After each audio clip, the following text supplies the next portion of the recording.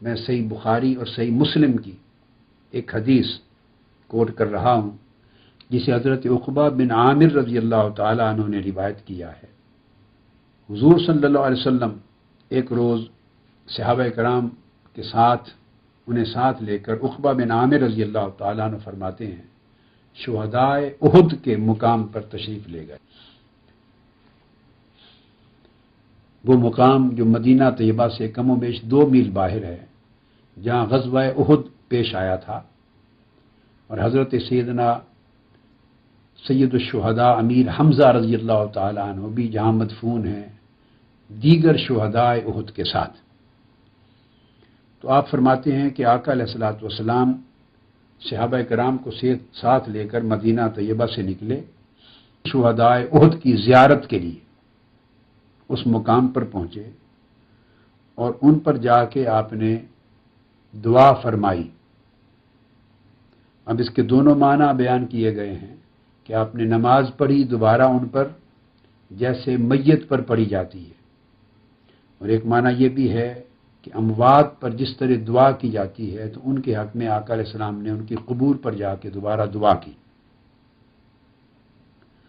یہ بات ذہن نشین رہے کہ آقا علیہ السلام کا یہ تمام کثرت کے ساتھ صحابہ کرام کے گروہ کو ساتھ لے کے شہدائے احد کے مزارات پہ جانا، یہ بخاری اور مسلم کی متفق علیہ حدیث سے ثابت ہو گیا۔ یہ واقعہ آقا علیہ السلام کی حیات طیبہ کے آخری سال میں پیش آیا۔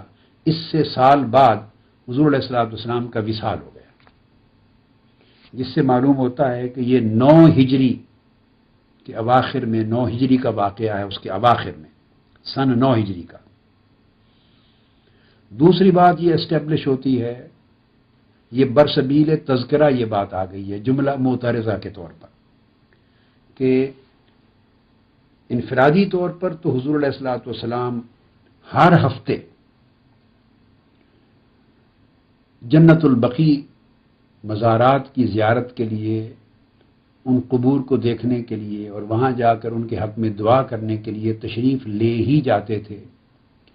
آپ کے اس عمل سے صحیح بخاری، صحیح مسلم اور صحیح ستہ اور دیگر کتب حدیث کے ابواب معمور ہیں، کثرت کے ساتھ یہ احادیث صحیحہ آئی ہیں، اور آپ کے متواتر عمل سے، مسلسل عمل سے یہ بات ثابت ہے، قبور اور مزارات کی زیارت کے لیے جانا۔ ام المومنین عائشہ صدیقہ رضی اللہ تعالیٰ عنہ خود راوی ہیں اس حدیث کی۔ یہ بات تو انڈسپیوٹڈ ہے، بغیر کسی اختلاف کے صحیحین میں اور کتب حدیث میں کثرت کے ساتھ حضور علیہ السلام کے اس عمل کا ذکر آیا ہے۔ مگر یہ حدیث جو آج متفق علیہ ہے، یہ بھی صحیح بخاری اور مسلم کی جو آج میں پڑھ رہا ہوں، اس سے یہ بات اسٹیبلش ہو گئی کہ اجتماعی طور پر بہت سے صحابہ کرام کو ساتھ لے کر اجتماعی طور پر مزارات پر جانا، کسی مزار پر، وہ شہدائے احد پہ کے مزارات پہ آقا علیہ السلام گئے اور بہت سے صحابہ کرام کو ساتھ لے کر، تو وہاں اجتماع کرنا، اکٹھے ہونا، مل کر دعا کرنا، یہ عمل بھی حضور علیہ السلام کی سنت طیبہ سے ثابت ہے۔ آدمی مزارات پر زیارت کے لیے تنہا جائے یا اجتماع ہو اور بھی لوگ کثیر تعداد میں جمع ہوں اور دعا کریں، تو یہ حضور علیہ السلام کی اور صحابہ کرام کی سنت ہے۔ تو جب آپ نے وہاں دعا فرما دی شہدائے احد پر، ثم انصرف الی المنبر، پھر وہاں منبر رکھا گیا آقا علیہ السلام کے لیے۔ یہ حدیث کے الفاظ ہیں، تو آپ پلٹے اور منبر پر قیام فرما ہوئے۔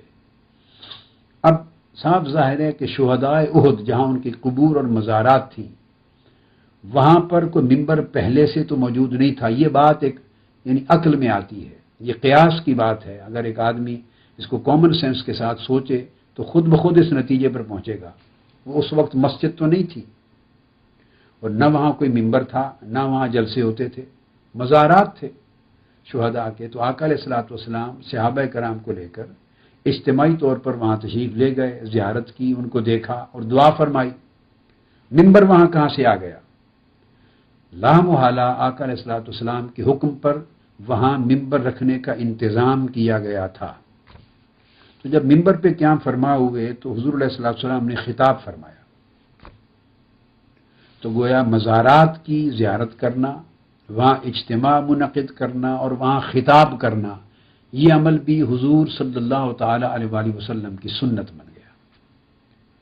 اولیاء کرام کا عرس جو ہوتا ہے، جہاں اجتماع ہوتا ہے، لوگ وہاں جمع ہوتے ہیں، قرآن مجید کی تلاوت کرتے ہیں، مزار کی زیارت کرتے ہیں، اللہ کے حضور دعا کرتے ہیں، ان کی بلندی درجات کے لیے بھی، اور اللہ کے حضور اپنے لیے بھی دعا کرتے ہیں، اور وہاں برکت ہوتی ہے، اس جگہ پر لیتے ہیں، پھر وہاں تلاوت ہوتی ہے، نعت ہوتی ہے، خطاب ہوتا ہے۔ یہ جو عمل ہے، اس پورے عمل کی اصل صحیح ہیں بخاری مسلم کی متفق علیہ حدیث سے اور آقا علیہ الصلوۃ والسلام کی سنت سے ثابت ہے۔